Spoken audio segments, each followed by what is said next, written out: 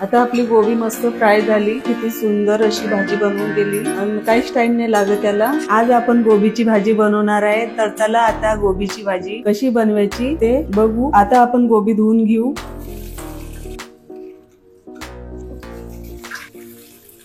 आता मी गोबीला चांगलं स्वच्छ धुवून घेतलं आणि याच्यामध्ये पाणी टाकून घेतलं। आता गॅस चालू करून घेऊ, कढई ठेवते मी। आता मी 2 चम्मच तेल टाकून घेते कढईत। आता तेल गरम झालं आपलं, मी थोडीशी हळदी टाकून घेते, असं फिरवून घेते जरा हळदीला। गोबी टाकून घेऊ, गोबी टाकून घेतली। आता मी थोडंसं नमक टाकते वरून आणि आता हे चांगलं मिक्स करून घेते। गोबीला फ्राय करून घेऊ राहिलो आपण। हे फास्ट गॅसवरच अशी फ्राय करून घ्यायची गोबीला, मस्त मस्त खूप चांगली लागते अशी गोबी बनवून बघा। गोबी मध्ये पाणी असते जास्त, याला चांगलं असं पूर्ण पाणी आटेपर्यंत आपण गोबीला असं फ्राय करून घेऊ। आता आपली गोबी मस्त फ्राय झाली, हे बघा। आता मी या कटोऱ्यामध्ये काढून घेते गोबीला। आता हे गोबी याच्यात काढून घेतली कटोऱ्यामध्ये। आता आपण याला बारीक काटून घेऊ कांद्याला। कांदा काटून झाला, आता आपण कांदा टाकून घेऊ।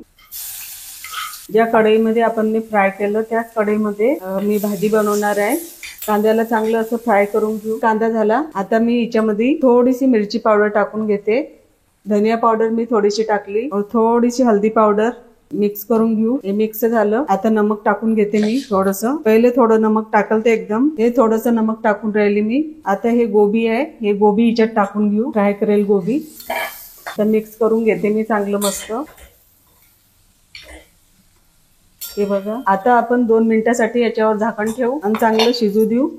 गॅस मी स्लो करून ठेवला। आता आपले 2 मिनिट झाले आणि मी झाकण खोलून बघते आणि आपली भाजी गोबीची भाजी बनवून तयार आहे, हे बघा। आता मी वरून धनिया टाकून देते, हे बघा किती सुंदर अशी भाजी बनवून गेली आणि काहीच टाइम नाही लागत त्याला। मी फ्राय करून घेतली गोबी मस्त आणि मग अशी भाजी बनवली, हे बघा। आपली गोबीची भाजी बनवून तयार आहे। तुम्हाला माझा व्हिडिओ आवडला असेल तर लाईक करा, शेअर करा, सबस्क्राईब करा आणि बेल आयकॉनला दबावायला विसरू नका। भेटूया पुढच्या व्हिडिओ मध्ये, तोपर्यंत बाय बाय।